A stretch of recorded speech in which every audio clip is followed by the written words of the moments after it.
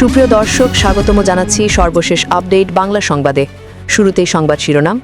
শুরুতেই জানিয়ে দেব, বাংলাদেশে নির্বাচনের আগে জামায়াতের শাখার হাত ধরল নাহিদের দল, জানালো জাতীয় মর্যাদা রক্ষাই উদ্দেশ্য। বিস্তারিত থাকছে প্রতিবেদনে। এদিকে অধ্যাদেশের দাবিতে অনড় 7 কলেজ শিক্ষার্থীরা, সতর্ক অবস্থানে পুলিশ। বিস্তারিত থাকছে প্রতিবেদনে। আরও জানিয়ে দেব, জাতীয় পার্টির 2 অংশের নেতৃত্বে 18 দল নিয়ে নতুন জোট। বিস্তারিত থাকছে প্রতিবেদনে। এদিকে বিএনপিতে যোগ দিলেন শাহাদাত সেলিম, পেলেন লক্ষ্মীপুর 1 আসনের মনোনয়ন। বিস্তারিত থাকছে প্রতিবেদনে। আরও জানিয়ে দেব, মোবাইল ব্যবসায়ীদের আন্দোলন, বিটিআরসি ঘেরাও, অবরুদ্ধ চেয়ারম্যান সহ কর্মকর্তারা। বিস্তারিত থাকছে প্রতিবেদনে। এবং সর্বশেষ জানিয়ে দেব, খালেদা জিয়ার জন্য এয়ার অ্যাম্বুলেন্স আসছে না। বিস্তারিত থাকছে প্রতিবেদনে। এতক্ষণ শুনছিলেন সংবাদ শিরোনাম, এবারে বিস্তারিত। দেশে আসন্ন জাতীয় সংসদের নির্বাচনে অন্য কোনো রাজনৈতিক দলের সঙ্গে সমঝোতা করবে না বৈষম্য বিরোধী ছাত্র আন্দোলনের নেতাদের একাংশের দল জাতীয় নাগরিক পার্টি এনসিপি। কথা জানিয়েছিলেন দলের আহ্বায়ক নাহিদ ইসলাম।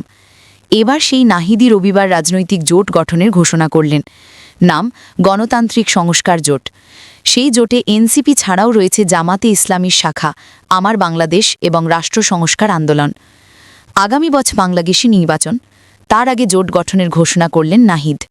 রবিবার তিনি জানান, গণতান্ত্রিক সংস্কার জোট নির্বাচনী জোট নয়, রাজনৈতিক জোট।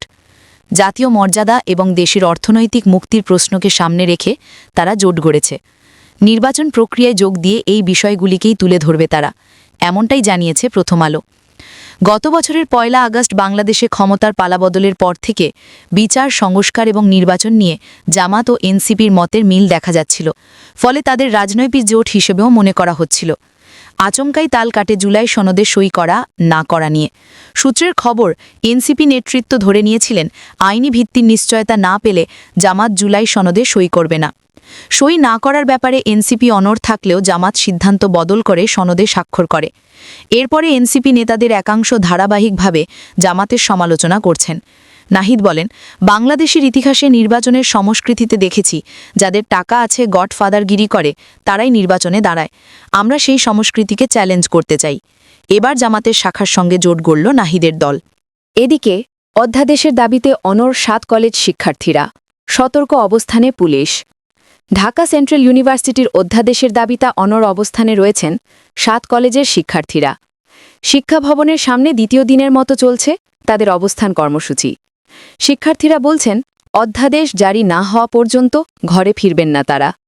সোমবার 8 ডিসেম্বর বিকাল 3টের দিকে শিক্ষা ভবনের সামনে কয়েকশো শিক্ষার্থীকে এই কর্মসূচি পালন করতে দেখা যায়। রবিবার সকাল 11টায় এই কর্মসূচি শুরু করেন তারা, রাতেও তাদের উপস্থিতি ছিল। এদিকে শিক্ষার্থীদের এ কর্মসূচি ঘিরে সচিবালয় ও শিক্ষা ভবন এলাকায় সতর্ক অবস্থানে রয়েছে পুলিশ। এছাড়া গোয়েন্দা সংস্থার উপস্থিতিও লক্ষ্য করা গেছে। নিরাপত্তার স্বার্থে হাইকোর্ট মোড় থেকে সচিবালয়গামী সড়ক ব্যারিকেড দিয়ে আটকে দিয়েছে পুলিশ। 7 কলেজের শিক্ষার্থীরা বলছেন, আমাদের সঙ্গে সরকার চোর পুলিশ খেলা খেলছে। বহুদিন ধরে আমাদের অধ্যাদেশের নাম করে ফাঁকি দিয়ে আসছে। এবার যতদিন পর্যন্ত ঢাকা সেন্ট্রাল ইউনিভার্সিটির অধ্যাদেশ জারি না হবে, ততদিন পর্যন্ত আমরা শিক্ষা ভবনের সামনেই অবস্থান করব। আন্দোলনরত ঢাকা কলেজের শিক্ষার্থী মোহাম্মদ নাইম হাওলাদার বলেন, আমরা অধ্যাদেশ জারির 1 দফা দাবিতে অবস্থান কর্মসূচি শুরু করেছি। যতক্ষণ পর্যন্ত অধ্যাদেশ জারি না হচ্ছে, যতক্ষণ পর্যন্ত ঢাকা সেন্ট্রাল ইউনিভার্সিটি নামটির সামনে থেকে প্রস্তাবিত শব্দটি উঠে যাচ্ছে, ততক্ষণ পর্যন্ত আমরা আমাদের অবস্থান কর্মসূচি চালিয়ে যাব। বিএনপিতে যোগ দিলেন শাহাদাত সেলিম, পেলেন লক্ষ্মীপুর 1 আসনের মনোনয়ন। দল বিলুপ্ত করে বিএনপিতে যোগ দিয়েছেন Bangladesh Liberal Democratic Party BLDP chairman Shahadat Hossain Selim. সোমবার 8 ডিসেম্বর গুলশানে বিএনপি চেয়ারপারসনের রাজনৈতিক কার্যালয়ে দলটির স্থায়ী কমিটির সদস্য আমির খসরু মাহমুদ চৌধুরীর হাতে ফুল দিয়ে বিএনপিতে যোগদান করেন। ত্রয়োদশ জাতীয় সংসদ নির্বাচনে লক্ষ্মীপুর 1 আসন রামগঞ্জ থেকে শাহাদাত হোসেন সেলিম ধানের শীষ প্রতীকে লড়বেন বলে জানায় বিএনপি। বিএনপিতে যোগ দিয়ে শাহাদাত হোসেন সেলিম বলেন, ছাত্রদল দিয়ে আমার রাজনীতি শুরু হয়েছে। পরে চট্টগ্রাম বিএনপির যুগ্ম আহ্বায়ক ছিলাম। হয়তো আমার বিএনপি ছাড়তে হয়েছে। আমি সবসময় হৃদয়ে বিএনপিকে ধারণ করতাম। 2012 সালের পর থেকে আমি প্রত্যক্ষভাবে বিএনপির সঙ্গে রাজনীতি করেছি। বিএলইপি যেসব নেতাকর্মী বিএনপিতে যোগদান করেছে তাদেরকে মূল্যায়ন করার আহ্বান জানান সেলিম। অনুষ্ঠানে বিএনপির স্থায়ী কমিটির সদস্য আমির খসরু মাহমুদ চৌধুরী বলেন, ফ্যাসিস্টদের বিরুদ্ধে আমরা যুগপথভাবে রাস্তায় নেমেছি, আন্দোলন করেছি, তার মধ্যে বিএলডিপি অন্যতম। তারেক রহমানের নেতৃত্বে ঐক্যবদ্ধ সংগ্রামের মাধ্যমে স্বৈরশাসকের পতন ঘটিয়েছি।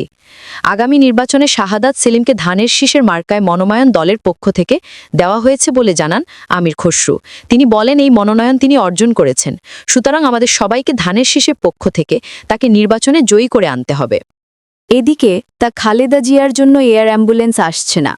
সাবেক প্রধানমন্ত্রী ও বিএনপি চেয়ারপারসন বেগম খালেদা জিয়াকে লন্ডনে নিতে নির্ধারিত এয়ার অ্যাম্বুলেন্স অবতরণ অনুমতি নিয়েও শেষ পর্যন্ত বাতিল করেছে অপারেটর প্রতিষ্ঠান। বেসামরিক বিমান চলাচল কর্তৃপক্ষ বেবিচক জানিয়েছে, অপারেটরই স্লট বাতিলের আনুষ্ঠানিক আবেদন করেছে। বেগম জিয়াকে লন্ডনের হাসপাতালে নেওয়ার জন্য নির্ধারিত এয়ার অ্যাম্বুলেন্স শেষ পর্যন্ত না আসার সিদ্ধান্ত নিয়েছে অপারেটর প্রতিষ্ঠান। এর আগে নির্ধারিত মঙ্গলবার 9 ডিসেম্বর সকাল 8টায় হজরত শাহজালাল আন্তর্জাতিক বিমানবন্দরে অবতরণের অনুমতি নিয়েছিল জার্মান ভিত্তিক প্রতিষ্ঠান এফএআই এভিয়েশন গ্রুপ। তবে সংশ্লিষ্ট অপারেটরই স্থানীয় সমন্বয়কারী সংস্থার মাধ্যমে স্লট অনুমোদন প্রত্যাহারের আবেদন করেছে। বেসামরিক বিমান চলাচল কর্তৃপক্ষের একজন ঊর্ধ্বতন কর্মকর্তা যুগান্তরকে বিষয়টি নিশ্চিত করে বলেন, এফএআই এভিয়েশন গ্রুপ তাদের স্থানীয় এজেন্টের মাধ্যমে পূর্বের স্লট অনুমোদন প্রত্যাহারের আবেদন করেছে। আমরা বিষয়টি পররাষ্ট্র মন্ত্রণালয়ে প্রেরণ করছি।